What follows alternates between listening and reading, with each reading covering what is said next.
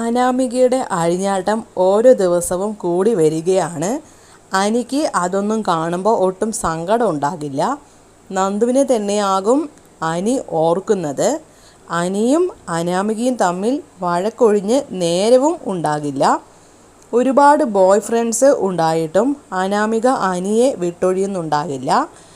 അവിടെ നിന്ന് കുറേ കാശൊക്കെ അടിച്ചു മാറ്റാനും നന്ദു അനിയെ കല്യാണം കഴിക്കുമോ എന്നൊക്കെയുള്ള ചിന്ത കാരണമാകും അനാമിക അവിടെ തന്നെ പിടിച്ചു നിൽക്കുന്നത്.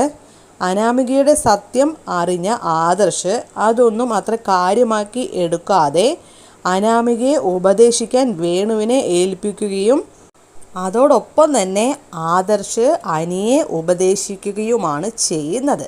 എന്നാൽ ഇതൊന്നും അനിക്ക് തൃപ്തിയാകുന്നുണ്ടാകില്ല. അനി അനാമിക കാമുകൻ്റെ മടിയിൽ കിടക്കുന്ന ആ ഒരു വീഡിയോ എല്ലാവരുടെ മുൻപിലും കൊണ്ടുവരാൻ തീരുമാനിക്കുകയാണ്. അനിയാണെങ്കിൽ ആദർശിനോട് ഈ ഒരു കാര്യം പറയാതെയാകും തീരുമാനം എടുക്കുന്നത്. നന്ദുവിനെ സ്വന്തമാക്കാനും അനാമികയെ ഒഴിവാക്കാനും മറ്റൊരു മാർഗവും ഇല്ലെന്ന് മനസ്സിലാക്കിയ അനി എല്ലാവരോടും ഒരു കാര്യം പറയാനുണ്ടെന്ന് പറയുകയാണ്.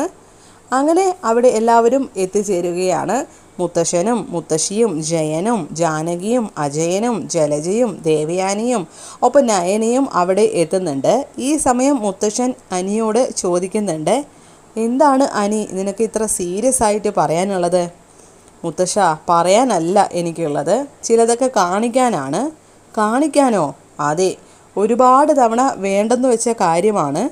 ആദർശേട്ടനും എതിർത്തു, ഈ ഒരു കാര്യം മറ്റാരും അറിയരുതെന്നും പറഞ്ഞിരുന്നു. പക്ഷെ ഇനിയും അത് മറച്ചു വെച്ചാൽ എൻ്റെ ജീവിതമാകും നശിക്കുന്നത്. അതുകൊണ്ട് വളരെ ആലോചിച്ച് എടുത്ത തീരുമാനമാണിത്. ഇപ്പോൾ ഇവിടെ ഏതായാലും ആദർശേട്ടൻ ഇല്ലല്ലോ, എന്തായാലും ആ ഒരു സത്യം ഞാൻ നിങ്ങളെല്ലാവരും അറിയിക്കാൻ തന്നെ തീരുമാനിച്ചു.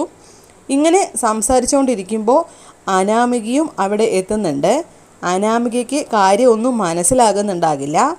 അനി അങ്ങനെ ടി വി ഓൺ ചെയ്ത് മൊബൈൽ വഴി ടി വിയിലേക്ക് അനാമിക കാമുകൻ്റെ മടിയിൽ കിടക്കുന്ന ആ ഒരു വീഡിയോ പ്ലേ ചെയ്യുകയാണ്. ഈ വീഡിയോ കാണുമ്പോൾ എല്ലാവരും ഒന്ന് ഞെട്ടുന്നുണ്ട്. എന്നിട്ട് ജാനകി ശരിക്കും അത് കാണുമ്പോൾ ഷോക്കാകുകയാണ്. ആ ഒരു വീഡിയോ കണ്ട ശേഷം നയനയും ദേവയാനിയും പരസ്പരം കണ്ണിൽ നോക്കുകയാണ്.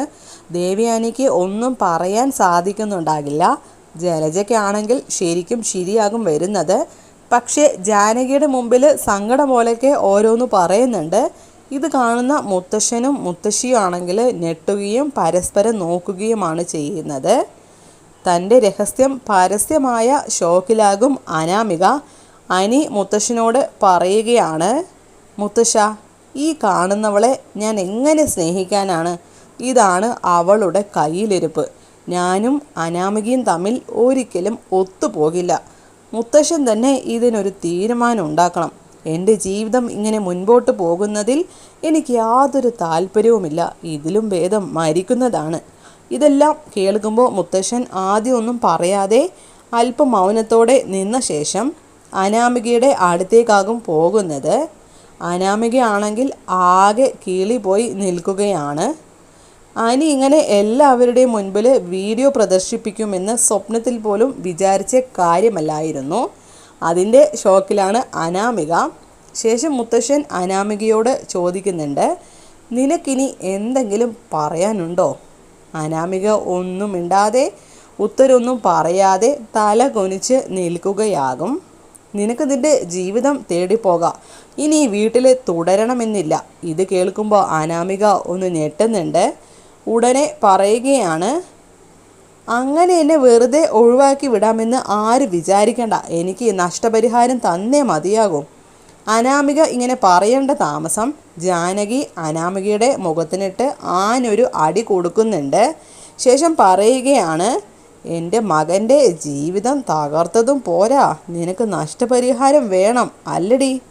നിന്നെ ഞാൻ എൻ്റെ മകളെപ്പോലെ അല്ലടി ഇത്രയും നാൾ സ്നേഹിച്ചത്. എൻ്റെ മകനെ പോലും എതിർത്ത് ഞാൻ നിന്നെ വിശ്വസിച്ച് നിൻ്റെ കൂടെ നിന്നു.